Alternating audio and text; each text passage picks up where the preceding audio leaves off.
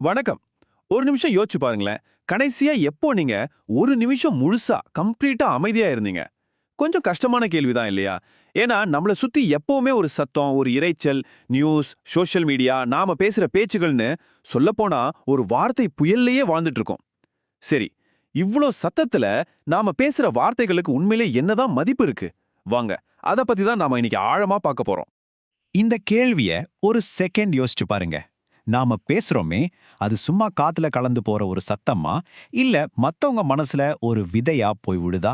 நம்ம வார்த்தைகளை எப்படி ஒரு ஆயுதமா, இல்ல ஒரு மருந்தா, ஒரு பெரிய சக்தியா மாத்துறது? இப்போ நீங்க நினைக்கலாம், ஓகே, இதுக்கு ஏதாவது லேட்டஸ்டா வந்த செல்ஃப் ஹெல்ப் புக்ல பதில் இருக்குமான்னு. ஆனா ஆச்சரியம் என்னன்னா, இதுக்கான தீர்வு 2000 வருஷத்துக்கு முன்னாடியே எழுதப்பட்டிருக்குன்னு. அது ஏதோ சரித்திர புத்தகம்லாம் இல்ல. அது நம்ம காலத்துக்கான ஒரு பெர்ஃபெக்ட் கம்யூனிகேஷன் மேனுவல். அது வேற எதுவும் இல்ல, நம்ம எல்லாருக்கும் தெரிஞ்ச திருக்குறள் தான். சரி, அப்போ நாம எத பத்தி பேச போறோம்? எதை தவிர்க்கணும்னு முதல்ல புரிஞ்சுக்கலாம். வள்ளுவர் இத ரொம்ப அழகா பயனில சொல் அப்படின்னு சொல்றாரு.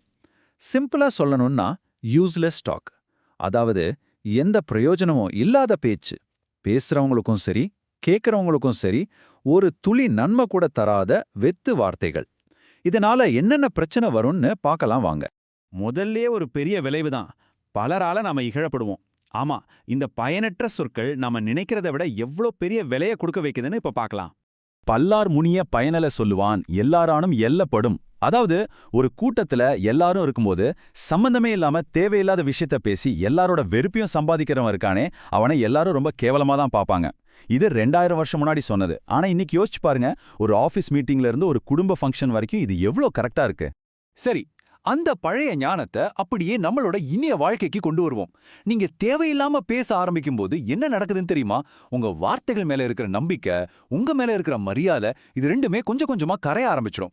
இது உங்க ஃப்ரெண்ட்ஷிப்ல ஆரம்பிச்சு உங்க கரியர் வரைக்கும் எல்லாத்தையுமே பாதிக்கும். இது ரொம்ப சீரியஸான விஷயம். அந்த பாதிப்பு இதோட நிக்காது. நீங்க தேவையில்லாம பேசும்போது உங்ககிட்ட இருக்கிற நல்ல குணங்கள் எல்லாம் கூட வெளியே தெரியாம போயிடும். உங்க புகழும் பெருமையும் குறைய ஆரம்பிக்கும். உங்க நண்பர்களே உங்களை விட்டு விலகி போவாங்க. கடைசியா வள்ளுவர் சொல்ற ஒரு வார்த்தை ரொம்ப ஷார்ப்பா இருக்கும். உங்கள பதர் அப்படின்னு சொல்லுவாங்க. பதர்னா என்ன? பார்க்கறதுக்கு அப்படியே நெல் மாதிரியே இருக்கும். ஆனா உள்ளுக்குள்ள அரிசி இருக்காது. அதே மாதிரிதான் நீங்களும் உள்ள எந்த விஷயமும் இல்லாத ஒரு வெற்று மனுஷனா தெரிவிங்க. சரி, போதும் போதும். கெட்டதை பத்தி நிறைய பார்த்தாச்சு. இப்போ நல்ல விஷயத்துக்கு வருவோம். அறிவாளிகளோட அடையாளம் என்ன? அவங்க எப்படி நோக்கத்தோட தெளிவா பேசுறாங்கன்னு பார்க்கலாம். இங்க பாருங்க, இந்த 2 பேச்சாளர்களுக்கும் இருக்கிற வித்தியாசம் எவ்ளோ தெளிவா தெரியுது. ஒரு பக்கம் முள்செடி மாதிரி குழப்பமான, யாருக்கும் பிரயோஜனமில்லாத வார்த்தைகள். இன்னொரு பக்கம் நல்ல பழம் தர்ற மரம் மாதிரி தெளிவான, பயனுள்ள பேச்சு. இப்ப கேள்வி இதுதான், நீங்க முள்செடியா இருக்க விரும்புறீங்களா, இல்ல பழம் தர்ற மரமா இருக்க விரும்புறீங்களா? இதுல ஒரு ஆச்சரியமான விஷயம் என்னன்னா, அறிவாளிங்க இத கஷ்டப்பட்டு ஒரு வேலையா செய்யறதில்ல. அது அவங்களோட இயல்பாவே வந்துடுது.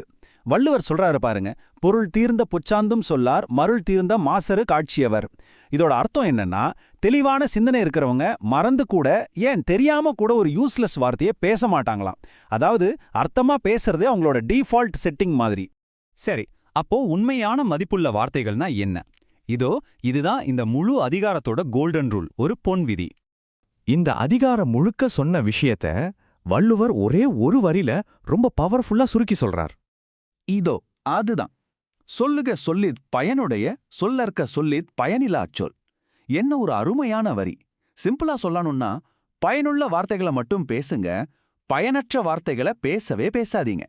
இது எவ்வளவு எளிமையான, ஆனா அதே சமயம் எவ்வளவு சக்தி வாய்ந்த ஒரு வழிகாட்டுதல் பாருங்க. பேச்சுக்கான ஒரு சிம்பிள் டெஸ்ட். சரி, இந்த சூப்பரான அறிவை நம்மளோட டெய்லி லைஃப்ல எப்படி அப்ளை பண்றதுன்னு இப்ப பார்க்கலாம். இதுக்கு நாம 3 செகண்ட் ஃபில்டர் அப்படின்னு பேர் வச்சுக்கலாம்.